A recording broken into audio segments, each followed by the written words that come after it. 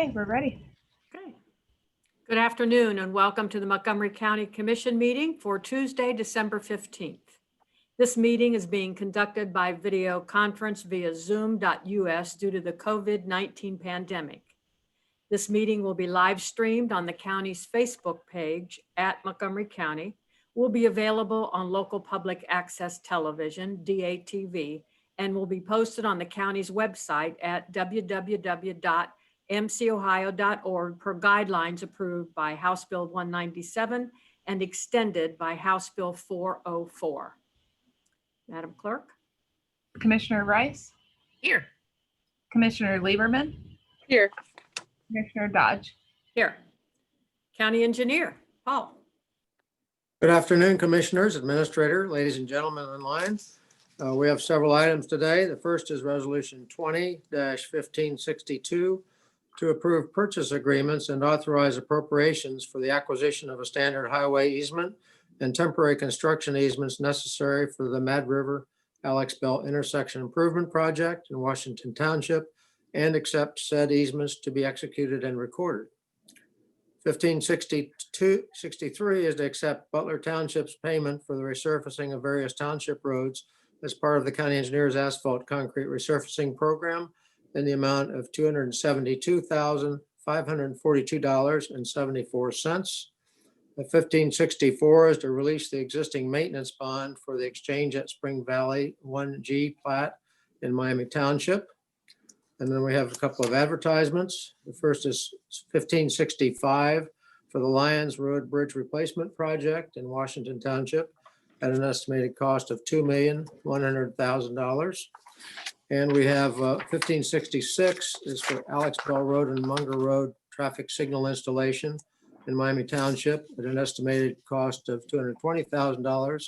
And a full disclosure, we go to the church that's located in on that corner, but the signal was requested by the township and did meet warrants. And also we had a temporary signal in there while we were working on the Mad River Road Bridge, and everyone was upset when we took it down. So this will be a permanent signal at that location. I move for approval. I second. All those in favor? Aye. Aye. County Sheriff. Thank you, Commissioners. Under the County Sheriff, we have Resolution 1567, submit a grant application to the Ohio Department of Public Safety, Office of Criminal Justice Services for the Ohio Drug Law Enforcement Grant for Regional Agencies Narcotics and Gun Enforcement Range Task Force in an amount of $60,000. I move to approve. Second. All those in favor? Aye. Aye. County Prosecutor. Thank you, Commissioners. On behalf of the County Prosecutor, Matt Heck Jr., we have Resolution 20-1568. This would be to appropriate the Montgomery County Delinquent Tax and Assessment Collection or DTAC Fund as of December 31st of 2020 to the offices of the County Treasurer and the Prosecuting Attorney, and approve the 2021 annual appropriation. I move for approval. I second. All those in favor? Aye. Aye. Aye. Juvenile Court.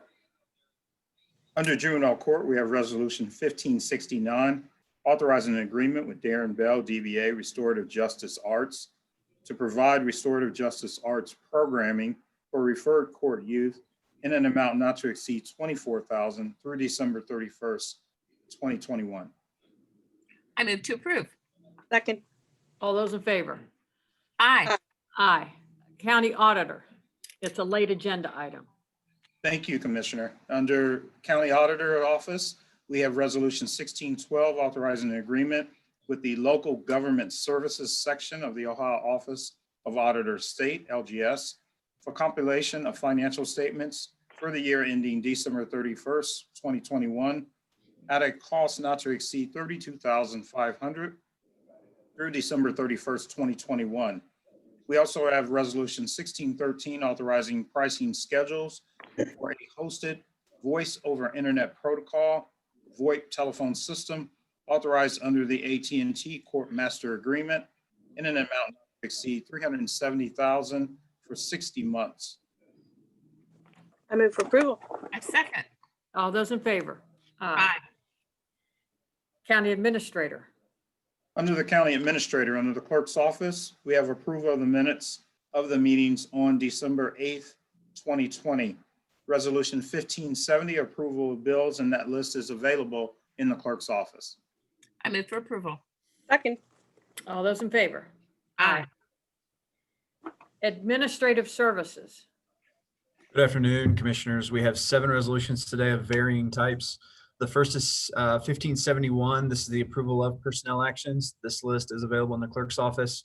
We have 1572. This authorized a lease agreement with Tri-State Educational Systems Incorporated, doing business as Ohio Business College for 22,421 square feet of space located at the Board of Developmental Disabilities Services facility at 5450 Salem Avenue in an amount of $15,000 through December 31st of 2030 with an option to renew.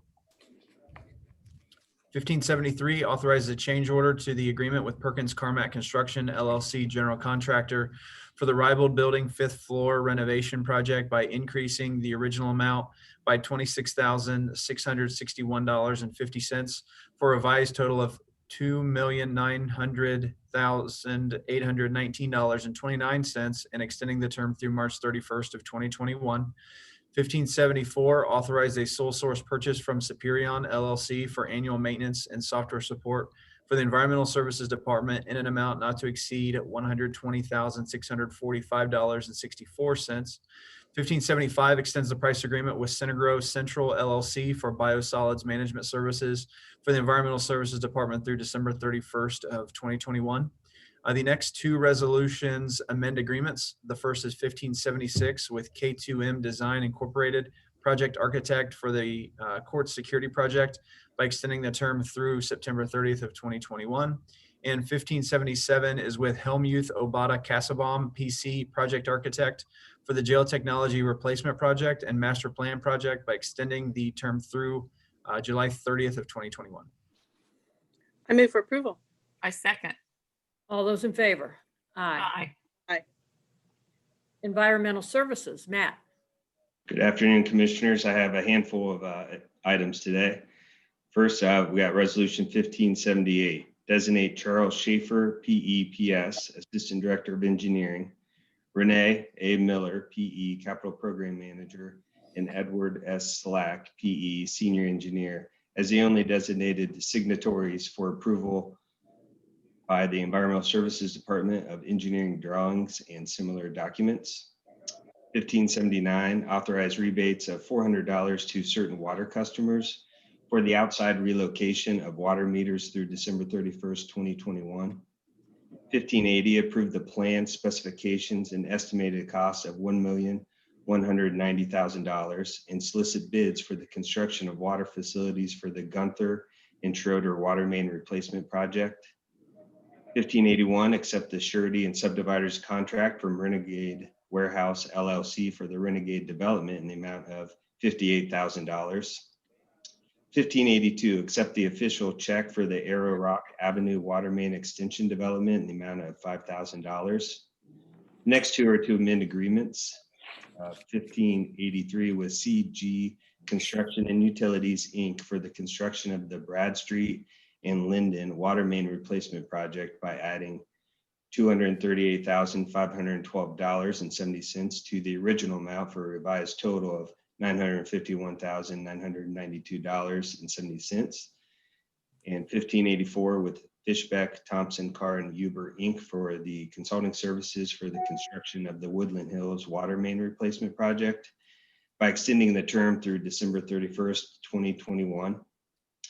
And the following 4 items are to award 2020 business incentive grants in the form of grants deferred loans on behalf of the Solid Waste District.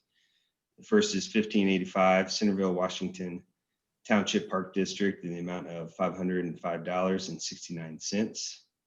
And 1586 Sugar Creek Packing Company in the amount of $5,312.30.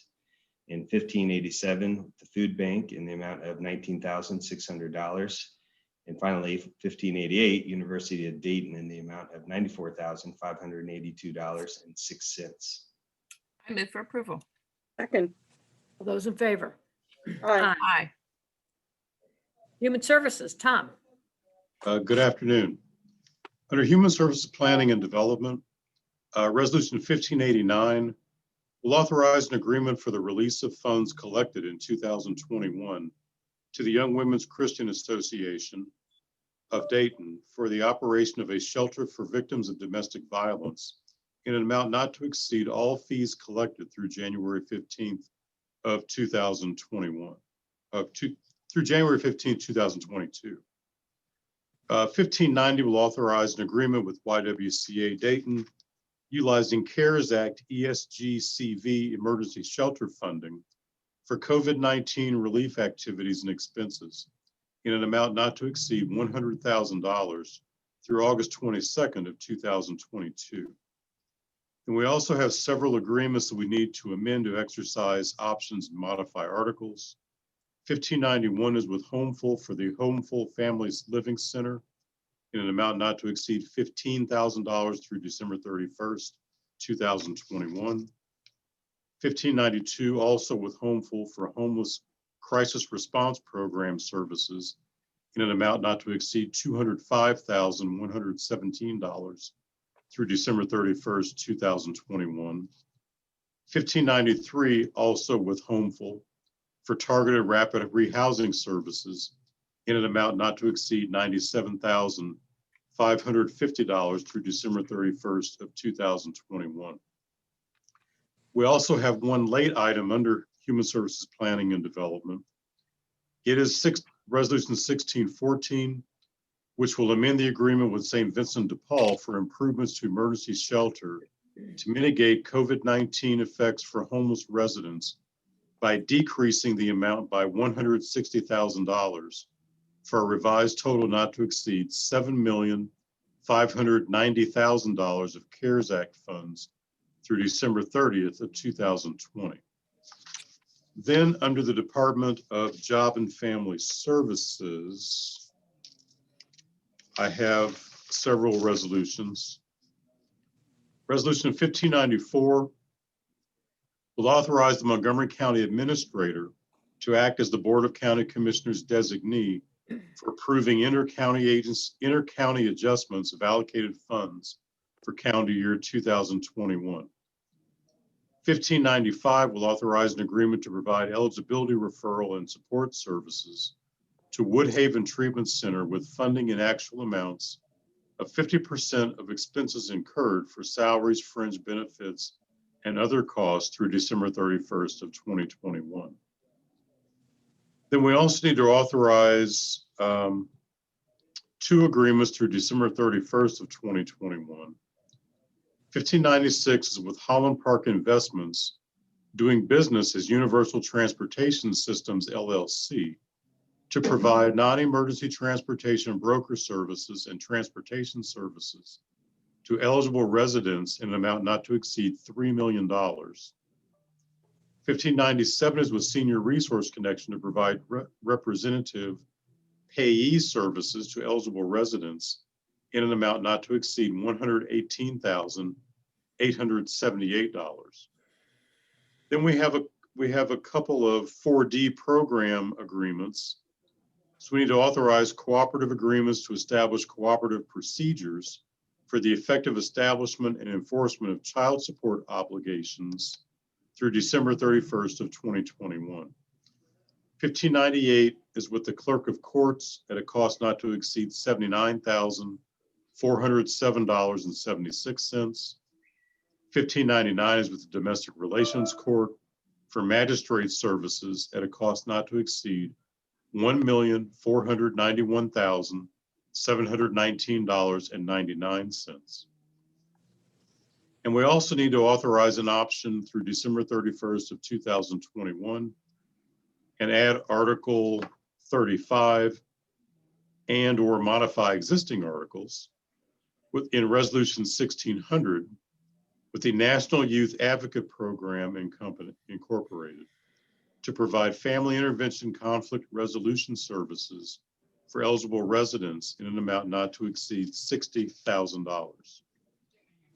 Resolution 1601 is with the YWCA Dayton to provide emergency shelter services to prevention, retention, and contingency eligible families in an amount not to exceed $150,000.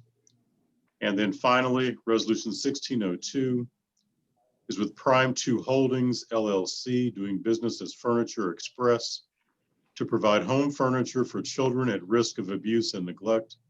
The proposed line item unit pricing in an amount not to exceed $85,000. I move for approval. I second that. All those in favor? Aye. Aye. Aye. Thank you. Mhm. Business Services, Chris. Good afternoon, Commissioners. I have numerous resolutions for you today and 4 late items.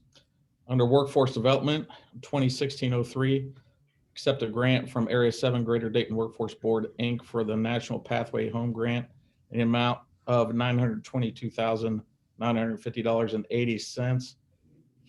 The Pathway Home Grant is essentially a 3-year grant transition from jail to the community. It provides assessments, employment assistance, accountability, prevention, and training to those who are transitioning back into Montgomery County. To give you some background on that. Also, authorize agreements to provide job readiness basic skill workshops for employable adults through December 31st, 2021, with options to extend. We have 1604, Black Brothers, Black Sisters involvement in the amount of $10,000. 1605, West Carroll, Ohio, DBA East End Community Services in the amount of $20,000. 1606, Wesley Community Center in the amount of $20,000. We have extending agreements to provide job readiness basic skills workshops for employable adults through December 31st, 2021. Resolution 2016-07, Omega Community Development Corp. in an amount not to exceed $30,000. 1608, Council for Community Outreach and Development in an amount not to exceed $15,000. 1609, Dayton Miami Valley AFL-CIO amount not to exceed $40,000. Under Community Economic Development, we have Resolution 2016-10, approve the project management and finance agreement, 5 Rivers Metro Parks District and the Montgomery County Transportation Improvement District for the identification and acquisition of real property to enhance recreational opportunities. 1611, amend the supplemental project agreement with the Montgomery County Transportation Improvement District to provide consulting services to the Montgomery County Agricultural Society by extending the term through December 31st, 2020. And late items under Business Services, we have Resolution 2016-15 authorizing agreement with the Greater Dayton Area Hospital Association to provide assistance to Montgomery County health organizations impacted by COVID-19 in an amount not to exceed $5 million of CARES Act funds through December 30th, 2020. 1616 amends the agreement with County Corp to disperse CARES Act funds to small businesses by amending Article 2, which increases dispersed amount by $2 million and the administrative cost by $6,000 through December 30th, 2020. 1617, authorizing small business grant agreements with various local businesses through December 30th, 2020. And finally, 1618, authorizing CARES nonprofit grant agreements with various local organizations through December 30th, 2020. I move for approval. Second. All those in favor? Aye. Aye. Aye. Commissioners, if I could just add comments, Resolution 1603. This grant really builds upon what the county has already been doing with our reentry program. Now we will have some resources to really put forth with our reentry work so that individuals that are returning citizens or that have found themselves in, with some previous records, that we can help them get back on their feet and get back in the job market. So this really anchors the work that we've been doing in reentry and the work that we've been doing in workforce. And Debbie, I know you've been a champion of reentry, and I know you've been a champion, Commissioner Lieberman, of our workforce efforts. So thank you in that area. And then Resolution 1609, the work that we continue to do with the Dayton Miami Valley AFL-CIO, this work really helps out in the area of the trades. And we have really been hammering home the need to have more electricians, more plumbers, more bricklayers, more people that are going to need to fill these jobs in the future to build the infrastructure of our country. So I thank you, Chris, and your team, the workforce team, Garth and Marvin. These type of things really help move our community forward. So thank you. Sorry, commissioners, I just wanted to weigh in on these two. Thank you. Well, any comments by the county administrator? Anything additional? Yes, commissioners, I'd just like to really say that, last year was a tornado. So when you think of 2019, you really think of the tornado. And when you think of 2020, you really think of pandemic and COVID. And through it all, our county family, our county employees, our partner organizations that we work with have just really done a fantastic job of trying to get resources out to the community and try to support the efforts so that we can keep the work and our key systems going. So Commissioner Dodge, would you like to weigh in on that at all? Well, I know that close to $93 million in CARES Act funds were distributed throughout Montgomery County. I'll tell you, that's something else. And the need is still there. There's no question about it. I know that we're all looking forward to seeing the program breakdowns. And I know that the CARES office is still working hard to complete that information. So hopefully we'll have that in, what do you think, Michael, another month, another couple of weeks? Yes, Commissioner, we're planning for a presentation to the commission at the end of next month. Okay, good. And I know also that we have received several very nice comments and compliments over the fact that these businesses have just the help that they have received through the CARES Act grant. And it's really helped them get through this difficult time. And I think that we've had several, and I don't know if they're going to pull those up or not, but we have an accounting firm, R.E. Duncan and Company, who essentially said the CARES Act funds help them continue taking care of their clients. So we know that that is so important. And also Salon Lofts in Centerville, where Master Stylist Sherry Smith said, the CARES Act grant helped me to satisfy my occupancy and equipment requirements during the pandemic. It would have been a much more serious challenge without this assistance, thanks to the compassionate professionals at Montgomery County. So I also want to thank our employees that have worked so hard to get this money out into our community. They've worked round the clock, many, many hours. So we appreciate everything.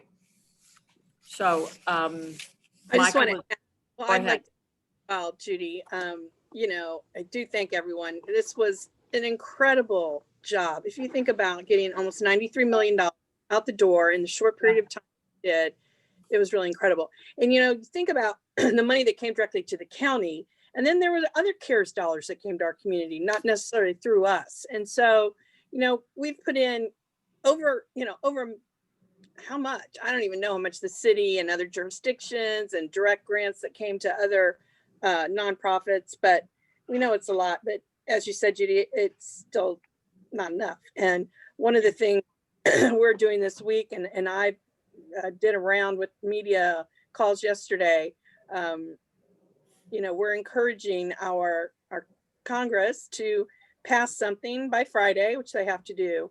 Our two senators are on board, but one of the things that the National Association of Counties asked me to do is to ask everyone to encourage our representatives, which would be Congressman Turner in our case, but others as well, because I did a statewide thing yesterday. But we have an opportunity, we being the country has an opportunity if our Congress will act on it by Friday. So it won't be exactly like this last round, we know that, but anything can help, especially our restaurants and small businesses that are it's just not good. And as I keep saying, my mantra's been lately, buy local, eat local. Well, Judy and Debbie, you both hit on it. We didn't just have to manage and distribute to the community the CARES Act dollars that came to us, but we managed and distributed the CARES Act that went to the jurisdictions within the county. So you both bring up excellent points. The county team, both the fiscal team and the CARES Act team, including our auditor and treasurer and our county prosecutor that approved most of these agreements. Fantastic job. You all just did really good work, and it was truly a team effort. Additionally, Commissioner, this gives me a segue to lead into the fact that our Animal Resource Center had an excellent live release rate. Last month, it was 97.8, which is the highest in the year. We had 72 dogs returned to owner, 79 dogs adopted, 18 dogs transferred to animal welfare organizations. And this is truly fantastic. And just to add to it all, while we're talking about animals, we were just notified just recently, actually, we got the notification just this week that the Animal Resource Center will be the 2020 Agency of the Year. And this award highlights our active outreach to patrol departments, training and dog handling safety, providing dogs with microchips, outreach to neighborhood associations, attempting to reunite dogs and owners in the field before admitting the dogs to the shelter, posting found dogs to the ARC Facebook page to increase visibility. I know that's one of the things the three of you commissioners have told us, to make sure that we get the dogs out into social media so people can find them. Increased our live release rate from 56.7% in 2017 to 91.8% in 2020. And the addition of the mobile clinic to increase outreach in 2021. This award is presented to us by the Ohio County Dog Wardens Association. So this is our state association. And what a difference, commissioners, a few years have made. Yeah. Chris and Bob and the entire Animal Resource Center team, including Michael Zimmerman on communications, that you all have done a fantastic job. And we're thankful that for the work that everyone has done. So commissioners, you want to weigh in on that? Sure. First of all, Michael, I'm going to say this. Yeah, you mentioned how far we've come in 2 years, and we sure have. But, you know, we think back to 2 years ago, that was like one of the first things you got hit with as a county commissioner, or a county administrator. And wow, we have come a long way. The fact that we just received that award is huge. And, you know, to have the compassionate, caring employees that we have at the ARC now is just, it's great. And I'm really proud of the work that they do every day. Every time I see one of the vans out, it makes me smile, because I know they're trying to get the animals back to their owner before they take them to the shelter. So again, this time of the year, we're normally celebrating and having dogs come in and you know, encouraging people to not only adopt, but to get their dog tags. And you know, next year. And we also need to bring our whole team in again from the ARC as soon as we can, just to celebrate them. This is a great news, great win. And Michael and everyone, Bob and everyone involved, we're really proud of you and proud of the work that our Animal Resource Center does. So thank you, thank you, thank you. Thank you, commissioners. The other thing that's happened recently, the Ohio Coalition of Clubs brought toys to the children in our foster care who are being served by Children's Services. And they donated 8,000 toys, clothes, and even bicycles. And a lot of our parents whose kids receive care from Children's Services, or the foster families who just can't afford a big Christmas this year, it was extremely appreciated and very special. And there was a clip on them the other night on the news, and you know, to see these big bikers coming in with all these gifts was just really heartwarming. You know, our community always steps up, whether, you know, it's for our children, whether it's for the tornado and now through COVID, but to see this for kids that may not have very much, this is special. And look at all those bikes. I mean, we're just really thankful. You know, we for years have had people that come out to give to our children in foster care and Children's Services. And one of the other great organizations is Flock. And I can't say enough great things about Flock. So between Flock and the work that this group was doing, we're going to take care of these kids this Christmas. So thank you, everybody. And I know I haven't said anything yet, but I just echo, I would just repeat everything on CARES Act, on the ARC, you know, and I've said it once, I've said it 100 times, you know, so much has happened since I've been commissioner. And I am never ceased to be amazed at how not only our county team, but our entire community just steps up. And it just seems, you know, I feel like we're one of those dolls that if you hit us, we just bop right back. That doesn't mean that people aren't hurt and suffering. That's not what I'm saying.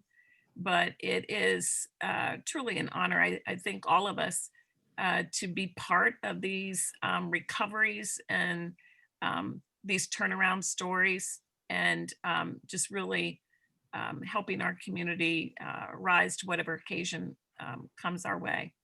So I have a couple new things to add to the conversation for the week. So, we found out that we won the 2020 Healthy Worksite Gold Level Award again. And this award is presented by the Healthy Business Council of Ohio. And the council recognizes Ohio employers who demonstrate a commitment to employee wellness through worksite health promotion and wellness programs. And this is the 5th year that we've won this gold award. So kudos to the everyone involved and for all of our employees for really participating in all these activities. In all, 100 employers were recognized by the council, and we were one of 34 gold level recipients in the large employer category. So kudos to everyone involved on that award. And if there isn't a time where you realize how important your health is, it's been this year that, you know, taking care of yourself and being as healthy as possible is something we should never take for granted. Commissioner Rice, before you move to the next one, if I could just weigh in, our HR department really in the wellness programs that they develop, working with our health partners, they really drive this home. So thank you for recognizing our team.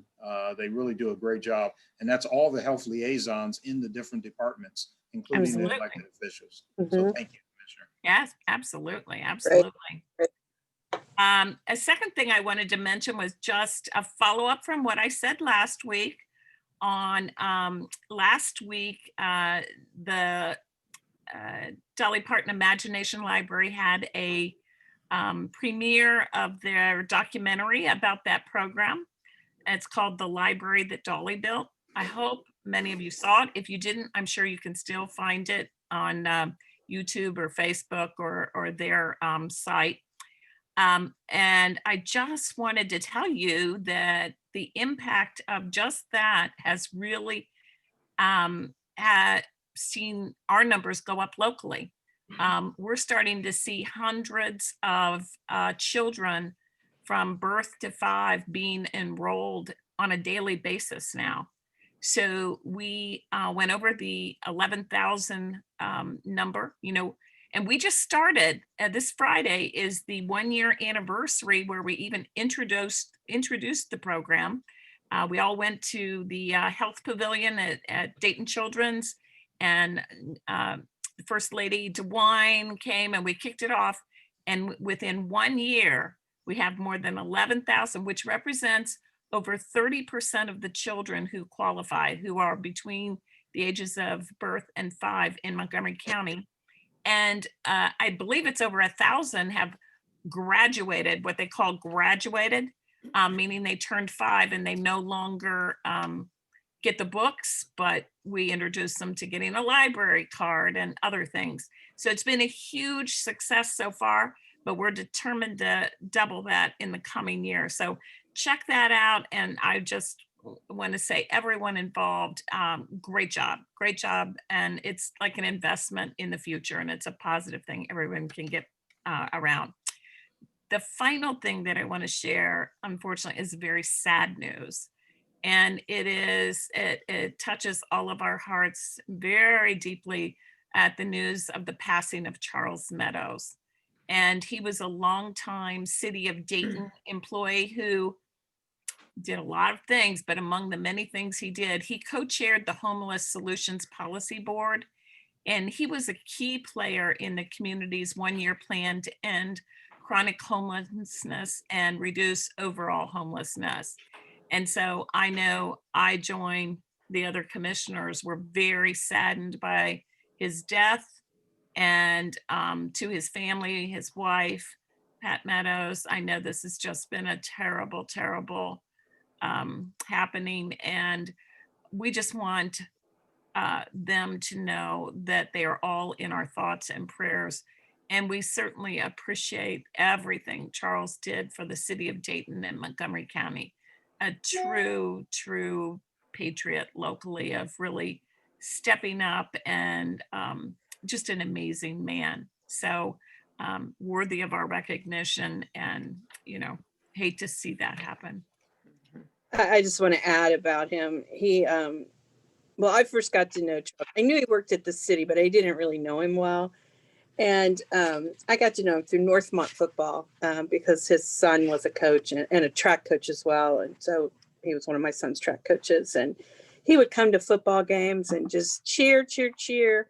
He just a great man. And Michael, you and I would appreciate the fact that he has a Steeler museum in his basement because he was such a great Steeler fan as well. And don't hold that against him, any of you, but he just loved to talk Steeler football and still Northmont football. And, my heart goes out to his sons and his grandchildren, and mostly to Pat. I'm going to start crying. They both, and I'm sure they won't mind me saying this, she won't mind this, they both have suffered with COVID for quite a while. And Pat had just gotten out of the hospital, and Charles was taken back. And so she too is suffering still. And so we need to remember her, not only because she lost her life partner, but we need to pray for her health as well. So we're going to miss him. I'm going to miss his laugh and his smile and just his love for our community. So thanks, Carolyn, for bringing that up. Yeah. Okay. Yeah, no, I've known Charles and Pat for many years, like Debbie and Carolyn have. And, one thing about him, boy, he'd brighten up a room when he walked in. He would just a great sense of humor, and she's just the sweetest thing in the world. So, yep, our thoughts and prayers are to all of them. So it's just tragic, no question about it. And I'm just going to echo what Debbie has said and Carolyn, as far as, these awards that we've gotten. I couldn't be more pleased about the ARC. Because I know that most of us here have our little four-legged friends that have come from there. Yep. And I'm looking right over here at mine, and they're kind of fat and happy right now. So there's always a wonderful little pet out there at the Animal Resource Center for anybody that needs somebody to love, and they're going to love you in return, no question about it. Commissioner Dodge, if I could just say thank you to you and Debbie and Commissioner Lieberman and Commissioner Rice. When we started down this journey with the ARC a few years ago, I had to come to you with a request for resources to make the changes that we needed. And we had to make wholesale change there, and you supported that. You supported Team Shelter coming in, giving us outside advice, and that was tough. Yeah. You supported us having the meeting with the animal groups at the library. And so without your support and your leadership, we could never have turned that around. And so on behalf of myself and Chris and Bob and the team, we also want to thank you for staying with us and supporting us through the way. Thank you. Thank you. I just have one more thing I want to add, Judy, about the National Pathway Home Grant. Michael mentioned the work that the county does with reentry. And I found this out yesterday at one of our reentry meetings. So this year, our graduates from our system, from our program, have been getting hired at a rate of 65%. Wow. guys. I mean, that is really great. And, you know, Great. part of that is that employers need people to work. They need people that are going to come to work on time. And it's also a network of employers talking to other employers and saying, no, these guys are great. These men and women are great. And so 65%, I think that might be a record for us. And so now with this Pathways grant, hopefully we can get more people to work, because once they go to work, a lot of the issues that they have fall away. So thank you, team, for going for this grant, and workforce team, you're the best. Thank you. Great, thank you. Okay, well, before I sign off for our next meeting, this little thing right here, for heaven's sakes, you know, we just had a horrible little comment about a dear friend of ours who's passed away from COVID, and his wife has it. Come on, everybody, this is not anything difficult. Wear a mask, wash your hands, stay socially distanced from people. We can do this, we can do this. So with that, our next meeting is next Tuesday, December 22nd, right here at 1:30. I move Move to to adjourn. adjourn. Okay, Second. all those in favor? Aye. Bye. Have a great week. You too.